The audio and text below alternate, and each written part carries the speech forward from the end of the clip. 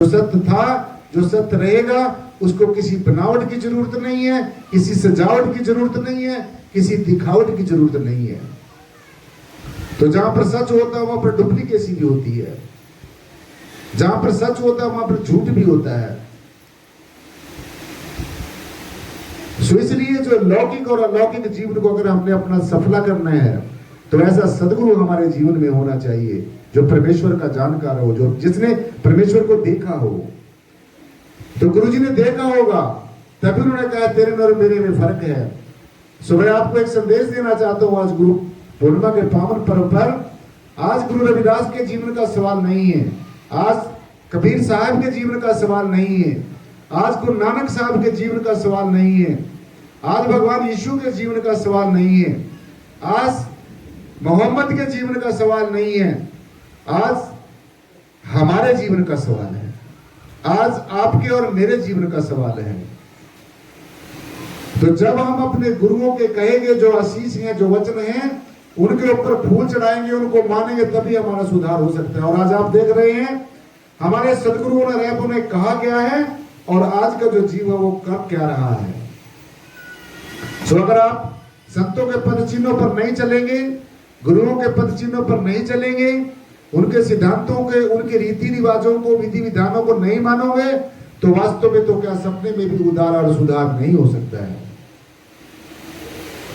इसलिए साथ संगत जी, इन सब बातों को छोड़ना है। हमारे संतों महापुरुषों ने जो संदेश दिया उसी को आत्मसात करना है। अपनी तरफ से कोई अलग से फैशन बना के नहीं चलना है। अगर आप अपनी तरफ से अपने आप को धार्मिक कहलाने के लिए, अपने आप को पुजवाने के लिए किसी गुरु की मूर्ति का सहारा लेंगे, किसी गुरु की कही गई बातों का सहारा लेंगे, तो मैं समझता हूं आप वाणी तक ही सीमित रह जाएंगे, पढ़ने तक सीमित रह जाएंगे। तो आप वाचक ज्ञानी तो बन सकते हैं, लेकिन आप ब्रह्म ज्ञानी नहीं बन सकोगे। और जो हमारी जो परमेश्वर को देखने की, जानने पहचानने की जो पहेली है वो नहीं सुलझेगी, हमारा मोक्ष और मुक्ति का सपना साकार नहीं होगा, हम भगवत प्राप्ति को नहीं प्राप्त होंगे। इसलिए कैवल्य ज्ञान को प्राप्त करने के लिए, भगवत प्राप्ति को प्राप्त करने के लिए, अपने मनुष्य जन्म को सार्थक सिद्ध करने के लिए अपने वही करना होगा जो हमारे संतों महापुरुषों ने कहा है। और आज आप देखते हैं जगह जगह पर मुझे जाने का मौका मिलता है, कई प्रदेशों में, यूपी में, बिहार में, झारखंड में, नेपाल में, उत्तराखंड में, जगह जगह पर मुझे जाने का मौका मिलता है। तो मैं सबको एक ही संदेश देता हूं, आपको भी आज ये संदेश देना चाहता हूं, इन कल्पनाओं में मत उलझो। ये जो कल्पनाओं का तुमने बोझ उठाए और घूमते हो, इन कल्पनाओं से कुछ भी मिलने वाला नहीं है। इन कल्पनाओं से कल्पनातीत हो जाना है। और जो इंसान के काल्पनिक बनाए हुए जो मोक्ष और मुक्ति नहीं दे सकते, ये तुम्हें अंधभक्त बना देंगे। अंधे होकर आप भक्ति करेंगे तो अंधभक्त नहीं बनना है, अंधविश्वास नहीं करना है, विश्वास करना है, अंधविश्वास नहीं करना है। इन कल्पनाओं से ऊपर उठना है। ये जो बोझ उठाया हुआ तरह तरह के जातिवाद का, धर्मों के उन्माद का, वर्णवाद का, संप्रदायवाद का, पूजा पद्धतियों के नाम के ऊपर तरह तरह की जो भ्रांतियां हैं, भगवान ऐसे मिलेगा, ऐसे नहीं मिलेगा। मैं आपको आपके ज्ञान के लिए एक बात बताना चाहता हूं। हमारे बहुत ही वरिष्ठ पत्रकार भरत बेनीवाल जी हमारे बीच में बैठे हैं और उस आध्यात्मिक रहस्य को जानते हैं। तो जब बेनीवाल जी से हमारी बात होती है तो हम उनको कहते हैं, भी बेनीवाल साहब, आप इतने मेरे पत्रकार बंधु बैठे हैं, आप इस बात को ज्यादा हाईलाइट करिए, इस बात को ज्यादा लोगों तक पहुंचाइए जो सत्यता है, जो सच्चाई है। आज हमारे बहुत ही मान और सम्मान के योग्य हमारे बीच में भरत बेनीवाल जी, जो बहुत ही वरिष्ठ पत्रकार हैं, मेरे बहुत प्यारे दोस्त हैं और एक ज्ञानवान महापुरुष हैं, जो परमात्मा को तत्व से जानते हैं, जिन्होंने परमेश्वर को देखा है। उनके बगल में हमारे बहुत ही मान और सम्मान के योग्य हमारे सरपंच साहब ऋषिपाल जी, जिनको हम संत जी कहकर बुलाते हैं। उन्होंने बेशक भगवे कपड़े नहीं पहने हैं, लेकिन वो एक बहुत अच्छे समाज सेवी है, बहुत एक संघर्षशील, प्रयत्नशील जो महापुरुष है साथ संगत जी, वो भी इस रहस्य को जानते हैं। और भी अनेकों हमारे साथ में हमारे अपने इंजीनियर हेमराज जी बैठे हैं, जो हमारे बहुत ही पुराने जो मित्र हैं। मैं उनको गुरु शिष्य वाली तो क्या बात कहूँ, मेरे बड़े भाई भी हैं, उनसे हमने बड़ा कुछ सीखा है। मैं उनसे उम्र में भी छोटा हूँ, बेशक गुरु जी मेरे को यहाँ पर बैठा कर चले गए, तो आज वो भी हमारे बीच में, हमारे प्रेम जी बैठे, उनकी धर्मपत्नी है। तो इनका इस मिशन में बहुत सहयोग रहा। और हमारे जो बहुत ही आदर मान सम्मान के योग रंगा साहब जी है, मिस्टर मियाँ सिंह रंगा, इनकी जो धर्मपत्नी है स्वीटी रंगा जी, आज उपचारी कहीं पर बिजी होकर वो नहीं आई, तो हमारे स्वीटी रंगा जी बहन जी बहुत समाज सेवा का काम करती है। उसके साथ भी मियाँ सिंह रंगा जी को हम सोशल साइट्स पे हर रोज देखते रहते हैं, तो एक बहुत ही वो सोशल रिफॉर्मर है। तो हमने सब के लिए आज गुरु पूर्णिमा के पावन पर्व पर ये सब के लिए प्रेयर करनी है, प्रार्थना करनी है। हम भरत बेनीवाल जी के स्टेटस में एक चीज पढ़ते होते हैं, मुझे वो याद आ गई और मैं उस बात के साथ 100% सहमत हूँ। उन्होंने अपने स्टेटस पे मैंने कई बार पढ़ा है कि आप मेरे गुनाहों के लिए माफी मांगो और मैं आपके गुनाहों के लिए माफी मांगूंगा। ये बिल्कुल सत्य बात है। ऐसा इस संसार में कोई जीव नहीं है जिसने कभी गुनाह नहीं किया हो। ऐसा इस संसार में कोई जीव नहीं है किसी ने कोई भूल ना की हो। सो सबसे बड़ा जो धर्म का जो मूल है, जो दया है, दया धर्म का मूल है। जहां से धर्म शुरू होता है, जहां से धर्म की परिभाषा शुरू होती है, दया, दया धर्म का मूल है। पाप मूल अभिमान, और पाप का जो मूल है, पतन होने का जो कारण है वो है अभिमान, अहंकार, सूक्ष्म रूप से अहंकार। और दया है वो आपको परमेश्वर की तरफ ले जाती है। दया धर्म का मूल है, आपको धर्मांग बनाएगी, आपको पता चलेगा धर्म है। आज वाले धर्म नहीं है ये जिनके पीछे लोग लड़ लड़ के मर रहे हैं। तूने धर्म बना लिया, ले एक नया मैं भी बना लूं, कुछ लोगों को मैं भी अपने चंगुल में फंसा लूं, एक नवा और सिलसिला चल गया, उससे पेट नहीं भरा, फिर आज एक और नया धर्म चला गया, तो उससे पेट न भरा, तीसरे ने सोचा मैं तो पीछे रहूं, उसने एक और नया धर्म बना। आज एक जो धर्म का जो जाल बिछा हुआ है, जो धर्मों के नाम पर आज जो कुछ हो रहा है आप देख रहे हैं, मैं आपको बताना नहीं चाहता। सो असली जो धर्म है, मानवता से बड़ा कोई धर्म नहीं है, इंसानियत से बड़ा कोई धर्म नहीं है। भगवान जी ने यह कहा कि अर्जुन सभी धर्मों को छोड़कर, सभी वर्णों को छोड़कर, संप्रदायों को छोड़कर, जातियों को छोड़कर, वर्णों को छोड़कर, रंग रूप आकार को छोड़कर, सभी पूजा पद्धतियों को छोड़कर, योग युक्तियों को छोड़कर, हे अर्जुन तुम मेरी शरण में आजा, मैं तुझे सब पापों से निष्पाप कर दूंगा और निर्मल कर दूंगा। तो देखो ये जो वचन है, ये जो परमेश्वर के वचन है, और परमेश्वर के जो आए हुए जो देवदूत हैं, जिन्होंने को परमेश्वर ने अपना मैसेंजर बनाकर भेजा संसार में, जो आज हमें अपना संदेश दे रहे हैं, परमेश्वर की तरफ जाने के रास्ते पर प्रशस्त होने की जो प्रेरणा दे रही है। तो आज हमें ऐसे सदगुरुओं की जरूरत नहीं है। आज ऐसे सदगुरुओं की जरूरत है जो हमें इस बात से रूबरू कर रहे हैं। ऐसे गुरुओं से हमने सावधान रहना है जो किसी जातिवाद को फैलाकर हमारे मन में भ्रांतियां पैदा करते हैं। ऐसे गुरुओं को हमने दूर से बाय बाय करते हैं जो किसी बनाई हुई मान्यताओं पे बनाई हुई जो रंग रूपाकार के जो काल्पनिक भगवान को उनके पीछे बहका कर फुसला कर हमें जो एहसास है हमारा जो अथक प्रयास किया गया, जो धन माया लूट रहे हैं। ऐसे गुरुओं से भी हमने सावधान रहना है। ऐसे गुरुओं से भी सावधान रहना जहां पर परिवारवाद आज चल रहा है। होगा तो घर वाली वहां पर बैठ गई, घर वाली प्यारी होगी तो बेटी वहां पर बैठ गई, या भाई आ गया, भतीजावाद आ गया। जो भाई भतीजावाद आज संत समाज में चला हुआ है,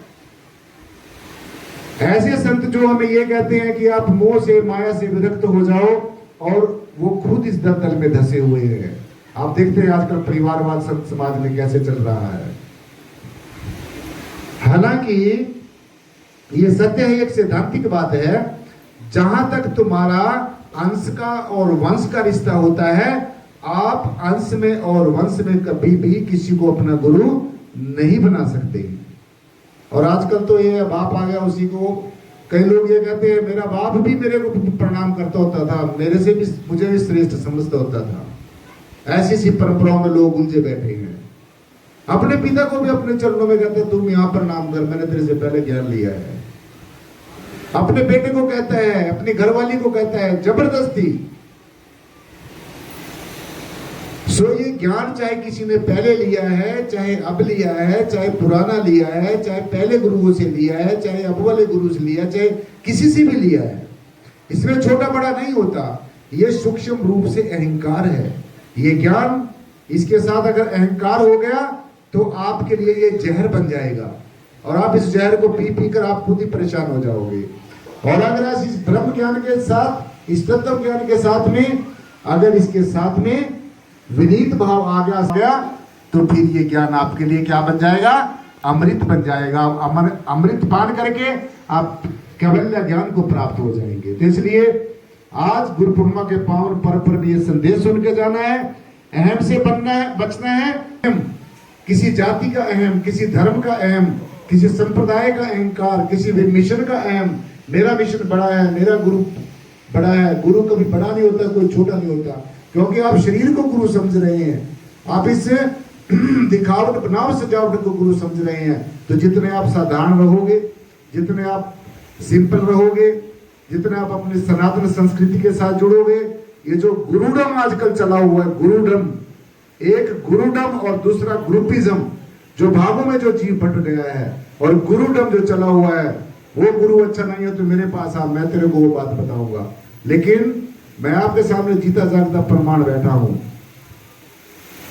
प्रत्यक्षम किम प्रणाम, जो प्रत्यक्षम किम प्रणाम, किसी को प्रत्यक्ष को प्रमाण की जरूरत नहीं होती है। प्रत्यक्षम किम प्रमाणम, जो प्रत्यक्ष हो जाता है उसके लिए मैंने बचपन से ये खोज की, अनेकों गुरुओं, पीरों के, संतों, महात्माओं के शरण में जाके मुझे मौका मिला और मैंने सबसे कुछ न कुछ जरूर सीखा है। मेरा यह जीवन का सपना था कि मैं उस परमेश्वर को देखना चाहता हूँ, उस परमात्मा को देखना चाहता हूँ, रूबरू होना चाहता हूँ, जो सारी सृष्टि को बनाता है, चलाता है, एक बड़े व्यवस्थित ढंग से इसको चला रहा है, जिसके ऊपर किसी का प्रभाव नहीं पड़ता, जो सबको प्रभावित कर देता है। तो ऐसे ही अनेकों संतों महापुरुषों के शरण में जाके मुझे कुछ न कुछ अच्छी अच्छी बातें सीखने को मिली। लास्ट में जाकर मेरी जो पिपासा थी, जन्म जन्मांतरों की झूलझी जो पहेली थी, जो बुद्धि थी, तो मेरे जो प्रारब्ध कर्म थे, सतगुरु शहंशाह लक्ष्मण सिंह जी महाराज के, जो हमारे निराकारी जागृति मिशन के तीसरे गुरु साहबान हुए हैं, तो मेरे हृदय के सम्राट सतगुरुदेव लक्ष्मण सिंह जी महाराज, उनकी पावन चरण में जागने का मुझे मौका मिला और मुझे सतगुरुदेव ने इस ब्रह्म ज्ञान की दात से नवाजा है। मेरा सारा बचपन, मेरा सारा जो जीवन है, वो मेरे सतगुरुदेव प्रीतम नाथ जी महाराज के चरण में बीता और सतगुरु भगवान ने मुझे कहा कि अब बेटा आपको आगे का रास्ता ये वाले बाबा जी दिखाएंगे। तो ऐसे ही अनेकों उदाहरण आते हैं। तो मैं आपको भी यही बात बताना चाहता हूं, जब से मैंने इस पूर्ण दात को पाया तो I am very much fully satisfied with my life. मैं अपनी लाइफ से संतुष्ट हूं और अपने सदगुरु को मैं बार बार धन्यवाद देता हूं। परम श्रद्धेय सदगुरुदेव लक्ष्मण सिंह जी महाराज, जिन्होंने मुझे इस नियामतों से नवाजा है, इस ज्ञान के अमूल्य दास से नवाजा है, मैं उनको शासक जी बार बार सत सत प्रणाम करता हूँ, दंडवत करता हूँ। ऐसा सदगुरु सबको मिले और सबके जीवन का कल्याण हो जाए। तो इसलिए आज संतों महापुरुषों के पावन आशीष वचन हम सब थोड़ी थोड़ी देर में सब उसके आशीष वचन जो है लेकर यहाँ से उठेंगे। अभी थोड़ा समय और सत्संग चलेगा। मेरा जो आशीष है, वचन है, आशीर्वाद है, साधुवाद है, परम पूजनीय सदगुरुदेव बूटा सिंह जी महाराज की तरफ से, मेहताब सिंह जी महाराज की तरफ से, मेरे हृदय के सम्राट सदगुरुदेव लक्ष्मण सिंह जी महाराज की तरफ से, सदगुरुदेव प्रीतम नाथ जी महाराज की तरफ से, मेरी तरफ से, मैं आए हुए सारे जितने मेरे पत्रकार बंधु आए हैं जो आज की कवरेज करने के लिए यहाँ पर आए हैं, मैं उनके नाम पहले ही बोल चुका हूँ, एक बार सब उनका नाम बोलता हूँ। तो पत्रकार जो बंधु होते हैं उनका विशेष योगदान होता है, वो समाज में एक विशेष सेवा करते हैं। तो हमारे जो बहुत ही वरिष्ठ पत्रकार हैं, मान और सम्मान के योग अपने भरत बेनीवाल जी, आज मैं चाहूँगा शासक जी वो खड़े होकर दर्शन भी दें, और भरत बेनीवाल जी, इंजीनियर हेमराज जी, और तरफ से हमारे खजाना मंत्री हैं दाताराम जी, वो आएंगे और उनको एक छोटा सा ये आज के प्रोग्राम के जो कवरेज कर रहे हैं। और आप सब लोगों को ये जो लाइव देखने का मौका मिला है, चौधरी पूर्ण सिंह जी, तालियों से स्वागत करना है।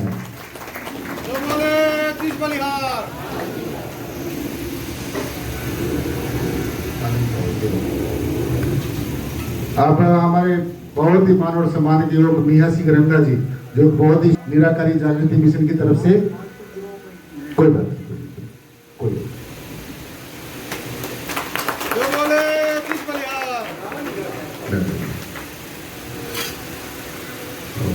मिशन के कानपुर शाखा के जो संचालक महोदय है ज्ञान ज्योति सरस्वती जी, वो हमारी बेटी अपना सिमरन को जो एसएस टाइम से यहाँ पर प्रोग्राम की कवरेज करने के लिए आई हैं, उनको श्रोता देकर सम्मानित करेगी।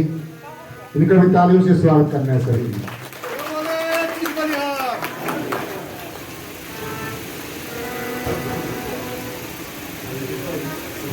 हमारे पत्रकार महोदय शोभा सब ने स्वागत करना है। साथ ही मुझे प्यार से बोलना जी।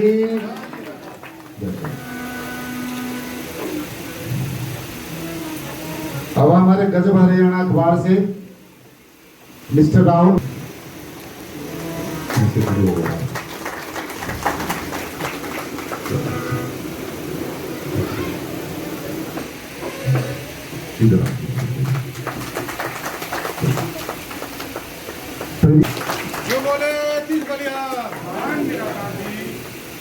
शुरू पर छोटा सी पेंट देख लो तो सिर्फ अपना सम्मान भी करेंगे। इधर से आ जाओ, इधर से आओ। शासन जी प्यार से बोलना जी, और प्यार से बोलना जी, और प्यार से बोलना जी, और प्यार से बोलना जी। धन्यवाद। जितने